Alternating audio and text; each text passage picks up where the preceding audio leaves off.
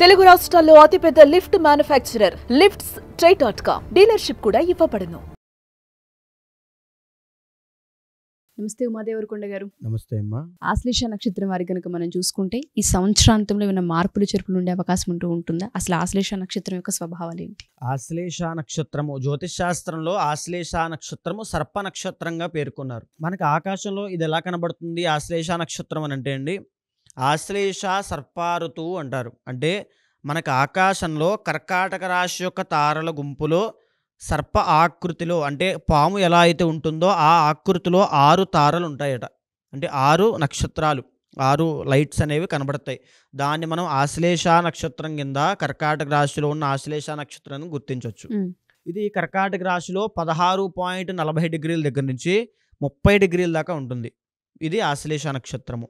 ఒకవేళ మీది ఆశ్లేష నక్షత్రమా కాదా అనేటువంటి విషయం మీరు నిర్ధారణకు రావాలి అంటే డి, డు, డే, డో అనేటువంటి 4 అక్షరాలతో మీ పేరు కనుక ప్రారంభం అయితే తప్పకుండా మీది ఆశ్లేష నక్షత్రమే, కర్కాటక రాశి.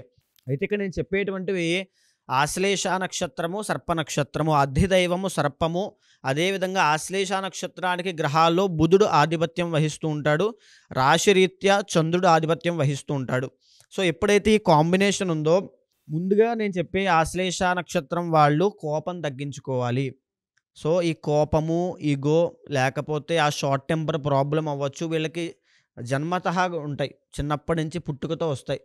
సో వీళ్ళ జీవితంలో ఎదగట్లేదు, వీళ్ళకి సెటిల్మెంట్ లేదు, లేకపోతే వైవాహిక జీవితంలో సమస్యలు వస్తున్నాయి, భర్తల మధ్యలో ప్రేమానురాగాలు లేవు అనేటువంటి విషయం, ఏ అంశాన్ని మనం తీసుకున్నా కారణము ఆశ్లేష నక్షత్రం వారి యొక్క కోపము, వారి యొక్క అహంకారం అని కూడా చెప్పచ్చు. వాళ్ళు ఏమనుకున్నా సరే వాళ్ళు కొద్దిగా అహంకారము, ఆ బెట్టుతనం అనేది ఎక్కువ ఉంటుంది.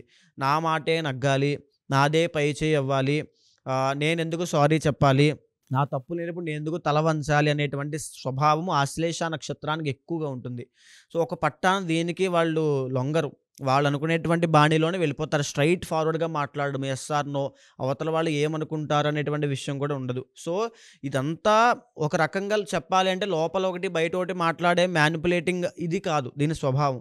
సో అక్కడ నేను చెప్పేది ఏంటనంటే, స్ట్రైట్ ఫార్వర్డ్గా ఎప్పుడైతే మాట్లాడుతూ ఉంటారో ఈ కలియుగంలో అది పని చెయ్యదు.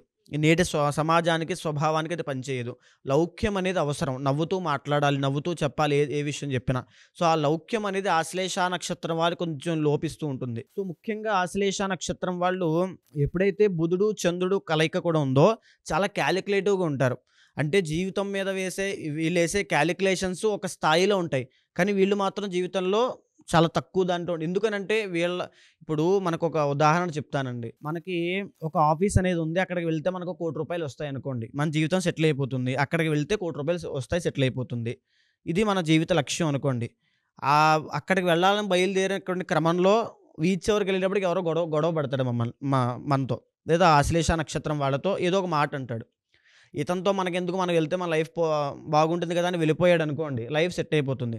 అతనితో గొడవ పడుతూ కూర్చున్నాడు అనుకోండి, అక్కడితో ఆగిపోతుంది. సో ఆశ్లేష నక్షత్రం వాళ్ళు అక్కడితో ఆగిపోతారు, ముందుకు వెళ్ళరు. ఆ ఈగో అనేది వాళ్ళని అక్కడితో ఆపేస్తుంది.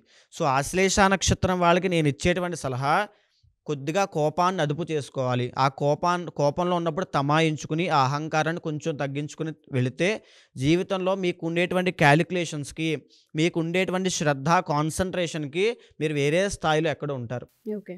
సో ఎక్కువగా ఆశ్లేష నక్షత్రం వాళ్ళు దేనికి సంబంధించిన వృత్తిలో చేస్తే బాగుంటుంది అనేటువంటి విషయానికి వస్తే, ఎక్కువగా వైన్ షాప్స్, కెమికల్స్, తర్వాత పురుగుల మందులు, అంటే మన వ్యవసాయంలో వాడేటువంటి పురుగుల మందులు అవ్వచ్చు, పాయిజన్ సంబంధించినటువంటి విషయాల్లో, పాన్ షాప్స్, సిగరెట్ షాప్స్, పొగాకుకు సంబంధించిన విషయాల్లో, తరువాత ఇంకా ఫ్యాక్టరీలో పనిచేయడము, ఫ్యాక్టరీలో మేనేజర్గా వెళ్ళడము. ఎందుకంటే బుధుడు చంద్రుడు కాంబినేషన్, మీరు ఒక స్థాయిలో ఉండాలి అనుకుంటే తప్పకుండా మీ కోపాన్ని తమాయించుకోండి. మీ జాతక చక్రంలో మీకున్నటువంటి గజకేసర యోగము, లక్ష్మీ యోగాలు మీకు కలిసి వస్తే మీ స్థాయి ఉండొచ్చు. కానీ యూనివర్సల్గా ఆశ్లేష నక్షత్రం వాళ్ళకి ఉన్నటువంటి కోపమే వాళ్ళ శాపము. ఓకే.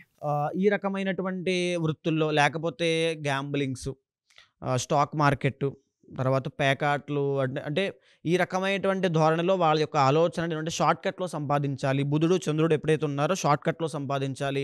ఎలాగైనా తొందరగా సక్సెస్ అవ్వాలి అనేటువంటి ఆలోచన కూడా వీళ్ళకి ఎక్కువ ఉంటుంది. ఆ పట్టుదల, కసి కూడా ఉంటుంది.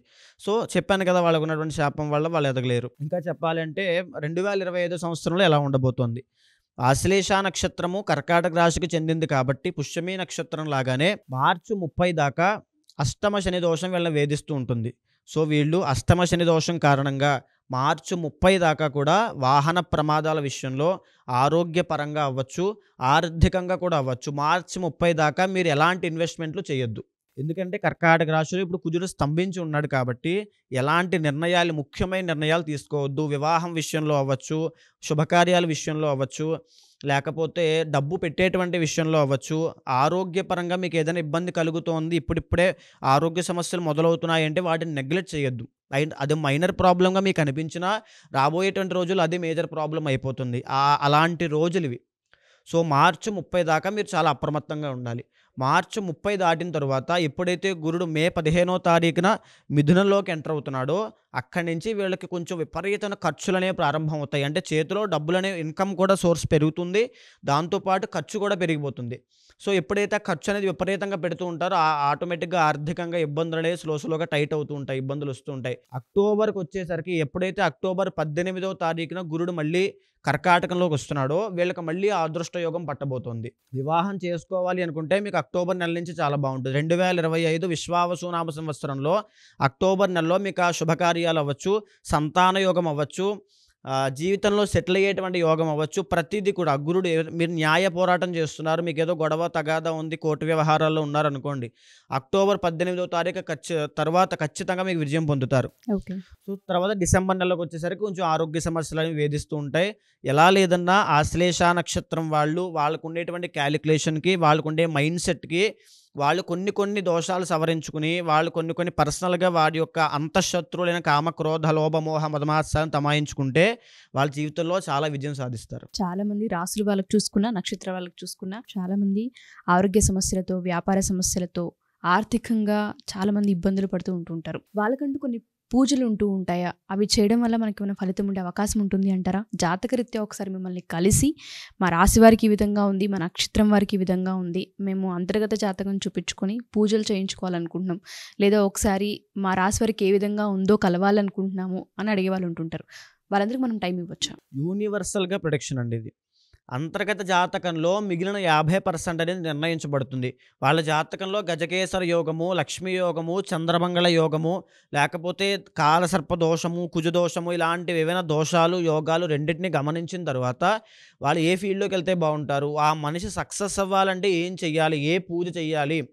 ఇప్పుడు పూజ అనేటువంటి విషయం ఎంత ప్రాధాన్యత ఉంటుందంటే సత్సంగత్వే నిస్సంగత్వం, నిస్సంగత్వే నిర్మోహత్వం అని చెప్పి శంకరాచార్యులు చెప్పారండి. అంటే మనం చేసేటువంటి కర్మలు, అంటే మన పూజల ఆధారంగా మన పూర్వపుణ్యము, పూర్వ పాపము, అంటే మనం ఏదైతే ప్రారబ్ధ కర్మ ఉందో దాన్ని మార్చుకుని మనకు అనుగుణంగా చేసుకుని మనం సక్సెస్ అవ్వచ్చు, విజయం సాధించవచ్చు అని చెప్పి శంకరాచార్యులు చెప్పారు.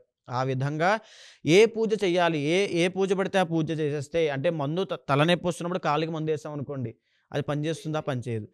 ఏ పూజ చెయ్యాలనేటువంటిది జాత చక్రంలో నిర్ణయించబడి ఉంటుంది. ఏ అంతర్దశ నడుస్తోంది, ఎవరు కారణమయ్యారు, ఏ కర్మ వల్ల వీళ్ళు ఇబ్బంది పడుతున్నారు, పితృశాపం ఉందా, కాలసర్పదోషం ఉందా, లేకపోతే ఏ దోషం ఉంది, సర్పశాపం ఉందా, ఎలాంటి దోషం ఉంది, బ్రాహ్మణ శాపాలు ఉన్నాయా అనేది ప్రతిదీ గమనించిన తర్వాత ఆ పూజ చేసినట్లయితే, ఆ మంత్రం జపం చేసినట్లయితే తప్పకుండా ఆ వ్యక్తికి విజయం అనేది వస్తుంది. సో ఎవరైనా సరే అప్రోచ్ అవ్వచ్చు మనల్ని. తప్పకుండా అప్రోచ్ అవ్వచ్చండి. మీరు ఎవరైనా సరే మా ఈ ఎపిసోడ్స్ కనుక చూస్తూ ఉంటే, ఒకవేళ మీరు రాసులు కనుక పూర్తిగా చూసినా, నక్షత్రాలు మీరు చూస్తూ ఉన్నా, మాకు జాతకంలో ఈ విధంగా ఉంది, మేము ఒకసారి కలవాలి అనుకుంటున్నాం, అంతర్గత జాతకం చూయించుకోవాలనుకుంటున్నాం, లేదా పూజలు చేయించుకోవాలనుకుంటున్నాం. చాలామందికి కాలసర్ప దోషాలు అని చెప్పి, అర్ధాష్టమ శని అని చెప్పి, అష్టమ శని అని చెప్పి ఉంటుంటారు. కొంతమందికి వ్యాపారంలో కలిసి రాకపోవచ్చు, కొంతమంది ఆర్థికంగా నష్టపోవచ్చు, కొంతమందికి ఆరోగ్య సమస్యలు తలెత్తుతూ ఉండొచ్చు. ఇవి కంటిన్యూస్గా మేము ఫేస్ చేస్తూ ఉన్నాము. వీటిని అరికట్టాలి అంటే పూజా బలం అనేది ఒకటి ఉంటుంది, దాన్ని మేము పట్టుకోవాలనుకుంటున్నాము, ఆధ్యాత్మికంగా ఒక పవర్ ఉంటుంది అని మాట్లాడుతూ ఉంటుంటారు.